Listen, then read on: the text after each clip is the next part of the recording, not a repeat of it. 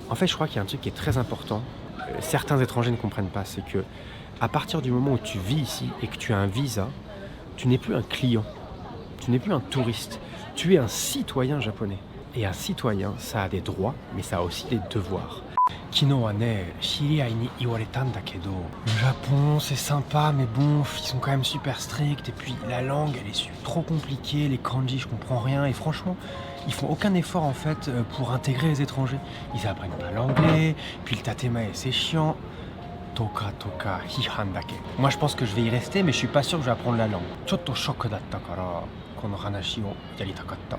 J'entends souvent en ce moment des étrangers autour de moi critiquer le Japon sur plein de choses assez différentes et c'est vrai que ça me choque tout le temps. Je voulais un petit peu en parler aujourd'hui, c'est-à-dire parler de ces gens qui, je dirais, ne méritent pas, entre guillemets, de vivre au Japon. C'est vrai que ce titre, il est un petit peu violent, je dirais, c'est vrai qu'il est un peu agressif. C'est surtout qu'ils ne se rendent pas compte, de un, de la chance qu'ils ont d'être dans un pays merveilleux comme le Japon, et de deux, que vivre dans un pays en tant que citoyen, bah ça a aussi un prix. Ça aussi, tu as aussi des devoirs et à un moment tu dois faire des efforts. D'habiter dans un autre pays que le tien, ça a un prix. Tu as des devoirs. Et un de ces devoirs, c'est s'intégrer. Et je vais parler de ça aujourd'hui. J'ai pas mal de choses à dire sur ça. Je ne me suis pas trop organisé mes pensées, donc j'espère que ça va quand même être assez clair. Je vais juste changer de place parce qu'il y a pas mal de voitures autour qui font un peu de bruit. Je vais aller de l'autre côté du café où il y a moins de monde et il y a moins de bruit, donc on va être plus tranquille et je vais moins embêter les gens. C'est-à-dire que voilà, il m'a dit ça hier et j'ai vraiment, je me suis dit putain, il y a des gens, ils méritent pas le Japon quand même. Et ça vient juste de cette idée-là que j'avais envie de faire cette vidéo. Dans un premier temps, moi je voulais surtout parler du langage. Je pense que le langage, c'est vraiment un point clé, parce que c'est surtout ce que je vois déjà dans un premier temps, c'est que beaucoup d'étrangers ne cherchent pas en fait à apprendre la langue, donc là, à apprendre le japonais. C'est bête parce que moi, ce que j'ai toujours pensé, surtout en ce moment, j'apprends énormément la langue. Je fais en ce moment une série pour devenir fluent en japonais en 100 jours, donc n'hésitez pas à aller checker. Mais du coup, pour moi, la langue, c'est égal à la culture en fait. La langue, c'est vraiment une porte sur la culture. Et plus tu apprends la langue, plus tu connais la langue, plus tu vas comprendre la culture. Il y a des choses au Japon, il y a des mots qui sont tellement importants pour comprendre en fait la culture japonaise. Et donc tu ne peux pas penser que tu vas réussir à apprendre la culture japonaise sans apprendre la langue. Et en fait, pour t'intégrer, bah, il faut connaître la culture, il faut faire partie de cette culture. Et ça, c'est très important. Du coup, sans apprendre la langue, bah, ça va être très dur. Je sais qu'il y a quelque chose qui revient beaucoup avec les étrangers, c'est par exemple le tatemae. Ils ont cette impression que c'est quelque chose qui est vraiment juste un manque d'honnêteté, que les gens ils te mentent en pleine face, quoi. Et qu'en fait, les Japonais ils sont pas gentils, juste ils font semblant. Bah ça, tant que tu n'apprends pas la langue, tu ne comprendras pas le tatemae. C'est vraiment intricate avec la langue. Donc de ne pas vouloir apprendre la langue, ça te ferme des portes en fait. De ne pas vouloir apprendre la langue, ça montre que tu ne t'intéresses pas à la culture. Et il y a plein de mots comme ça qui sont ultra importants dans la culture japonaise. Par exemple, Otsukare-sama, qui est un mot qui n'existe pas en France, et même dans le monde, ça fait partie de cette culture. Le Docho Atsuryoku, qui est aussi un mot extrêmement important pour comprendre, par exemple, comment les Japonais agissent. Donc, dans un premier temps, en effet, les personnes qui ne veulent pas apprendre le langage, qui trouvent que c'est trop compliqué, ou qui n'aiment pas les kanji, toutes ces choses-là, vous ne pouvez pas aller dans un pays à partir du moment où vous n'avez pas envie d'apprendre la langue. Donc c'est vrai que la langue, c'est un gros point pour moi, parce que je trouve que là, je comprends pas pourquoi tu n'as pas envie d'apprendre la langue quand tu arrives dans un pays, et encore moins au Japon. Parce que le Japon, c'est ultra important la langue. Ça fait vraiment partie, c'est vraiment intricate avec la culture. Bon, je veux juste aussi rappeler que je parle bien sûr d'une minorité et de justement ceux que j'estime qui... Qu'est-ce que vous faites au Japon ?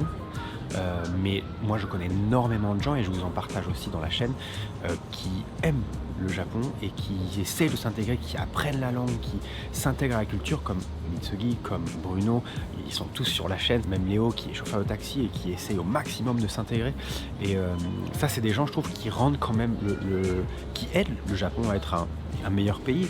Ça montre que les étrangers c'est pas que des choses mauvaises, je pense que même moi j'essaie de m'intégrer, je pense qu'avec ma chaîne j'essaie de faire quelque chose qui est bien pour le Japon. Donc les étrangers c'est pas seulement mauvais évidemment. Parce que c'est vrai qu'en fait, je rencontre quand même beaucoup d'étrangers qui critiquent énormément, qui critiquent beaucoup le Japon. C'est-à-dire, je les entends, ils passent leur temps à critiquer et au point où je me dis des fois, mais qu'est-ce qu'ils font là en fait ? J'entends des gens qui de un trouvent que les Japonais sont racistes comme quoi ils ne seraient pas intégrés, que c'est très dur de s'intégrer en tant qu'étranger. Et de deux, justement que les Japonais ne font pas d'efforts justement pour intégrer les étrangers. Comme si c'était aux Japonais de nous intégrer, de faire des efforts pour comprendre plutôt que à nous de les faire. Ils se rendent pas compte que c'est à nous de faire l'effort en fait de s'intégrer. C'est à nous de parler la langue, de s'adapter à la culture. C'est pas aux Japonais. Et ça, c'est vrai que c'est un truc qui m'étonne en fait au plus haut point. C'est les étrangers qui disent par exemple ouais les Japonais sont racistes, alors que souvent les étrangers qui disent que les Japonais sont racistes, c'est justement ces personnes-là qui ne font pas d'efforts pour intégrer la culture. Donc c'est pour ça que c'est intéressant en fait. Et ça montre en fait ce gap, comme je disais en fait. Moins tu t'investis dans la culture, plus en fait tu es en dissociation avec le pays et tu as des choses à redire. C'est-à-dire que c'est un cercle vicieux en fait. Bon, si vous aimez bien ce genre de petit talk, évidemment, moi j'adore parler comme ça. En plus, je suis dans un petit café.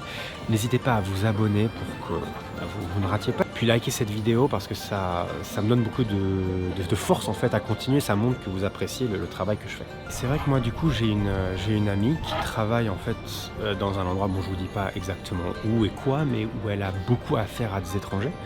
Et donc je lui ai demandé un petit peu c'est quoi souvent qui revient quand elle a des problèmes avec eux, et ça a été super intéressant. Elle dit que le premier truc qui revient tout le temps, c'est quand il n'y a pas de staff qui parle anglais, ils s'énervent. Et qu'il y a vraiment un truc en mode pourquoi vous parlez pas anglais, vous êtes à Tokyo, vous faites pas d'efforts pour intégrer les étrangers, donc c'est exactement comme je disais avant.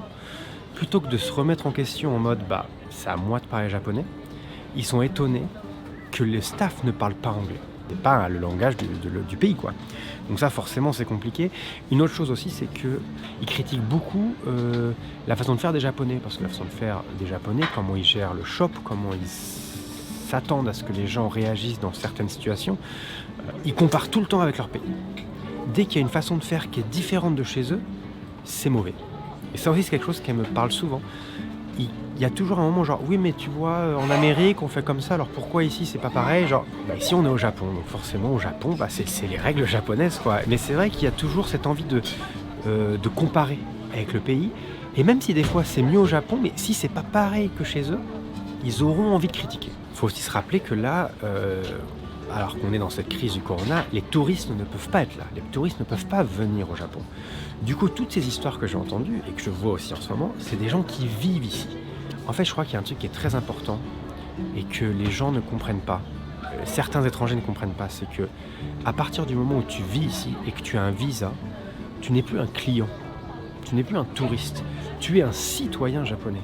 Et un citoyen, ça a des droits, mais ça a aussi des devoirs.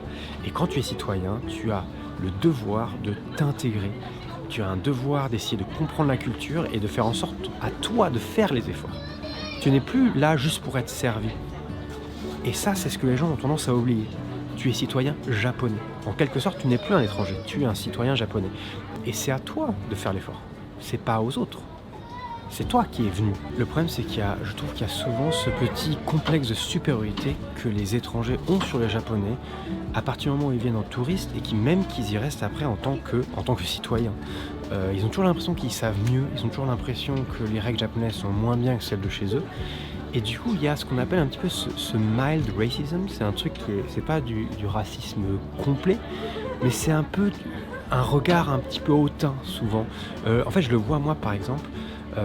Moi, dès que j'essaye, souvent quand des fois je suis avec des gens que je connais, je dirais pas des amis, mais des personnes que je connais, et que j'essaye de respecter les règles japonaises, comme par exemple bien faire les différentes poubelles quand tu es à Starbucks ou à McDo par exemple, ou alors quand il faut traverser. Les Japonais, vous savez, ils sont très carrés sur quand est-ce qu'on traverse ou pas. Moi je vais faire pareil, même si c'est pas comme ça quand c'était en France. Et je vois beaucoup de gens qui se moquent de moi un petit peu, gentiment, mais qui disent genre oh là là, genre allez tu t'essayes un peu trop, tu vois. Et je suis pas vraiment d'accord en fait. Pour moi, je sens à l'inverse. On est des gens, on est des étrangers, on arrive au Japon, ils nous ont acceptés, ils acceptent qu'on soit là. Il faut qu'on fasse presque encore plus. Il faut qu'on montre qu'on essaye à l'extrême. Parce qu'il faut leur prouver que nous, on essaye de s'intégrer. Et nous, justement, on n'essaye pas de faire en sorte que le pays change. En fait, c'est intéressant parce que j'ai encore plein d'autres trucs à dire. J'ai l'impression de m'être un petit peu perdu. J'espère que vous comprenez bien ce que j'essaye de dire. Un autre truc que je veux dire, c'est que tout ce que je viens de dire là, il y a une époque, quand je suis arrivé, j'étais un peu comme ça. Ce que je veux dire, c'est que pas complètement, mais j'essaie de dire c'est facile de devenir comme ça. D'arriver, d'avoir du mal à apprendre la langue, d'être choqué par la culture et la facilité, c'est de critiquer. La facilité, c'est évidemment de ne pas faire d'efforts et de dire: «Ouais, mais les kanji, c'est dur. Ouais, mais ils parlent pas anglais. Ouais, mais des fois, c'est bizarre, je comprends rien. Ils sont trop stricts». C'est difficile, en fait, de se forcer. C'est difficile d'aller vers la culture, mais ça vaut tellement le coup. Moi, par exemple, depuis que j'apprends le japonais énormément, vous pouvez pas savoir à quel point ça a changé ma vision du Japon. À quel point, à force d'apprendre le japonais, je comprends la culture. À force de comprendre la culture, je l'accepte et je l'aime. Et en fait, ça, c'est à l'inverse un cercle vertueux. Plus j'en fais, plus j'essaye, plus ça marche en fait. Et c'est pas forcément facile pour tout le monde, mais malheureusement, quand tu vas dans un pays, c'est pas c'est pas seulement un tremplin pour, par exemple, ton travail, ou c'est pas forcément juste un endroit qui est cool. C'est qu'il y a aussi des devoirs. Il faut aussi faire des efforts. Quand ça fait 5, 10 ans que tu es là, que tu as une femme, des enfants, et que tu parles pas japonais, et que tu passes ton temps à les critiquer, en fait, c'est pour toi surtout aussi que ça va être mauvais. C'est à toi aussi que ta vie va être nulle en fait si tu continues comme ça. Tu as une opportunité énorme d'être dans un pays merveilleux. Il faut que tu le mérites et surtout il faut que tu en profites. Apprends la langue. Mets-toi en face de la culture et il faut être humble. Ça, je pense, c'est aussi quelque chose de très important. Il y a un manque d'humilité chez certains étrangers qui sont ici. Comme si le Japon leur devait des choses, alors que malheureusement, le Japon, il leur doit rien. Dites-moi dans les commentaires si vous êtes souvent en confrontation avec certains étrangers qui, à votre avis, ne respectent pas. Dites-moi si, à l'inverse, vous êtes souvent en contact des étrangers qui respectent et que vous respectez. Moi, je parle bien sûr d'une minorité, parce que je pense qu'ils sont minoritaires. Et comme j'ai dit, je pense qu'avoir des étrangers dans son pays qui aiment la culture et qui apportent des choses nouvelles, c'est aussi bien, c'est important, et ça, je veux quand même le dire, parce que je suis un étranger qui vit au Japon. Là, je ne rends pas le pays plus mauvais, j'en suis sûr. Dites-moi dans les commentaires un peu tout ça, dites-moi si vous avez des choses par rapport au Japon que vous voulez que je parle, éventuellement. Je suis toujours intéressé de discuter, je n'organise pas trop mes pensées, mais j'aime bien, voilà, on discute pendant longtemps, on échange, et c'est super cool. Et voilà, donc je vous dis la semaine prochaine. Ciao ciao tout le monde.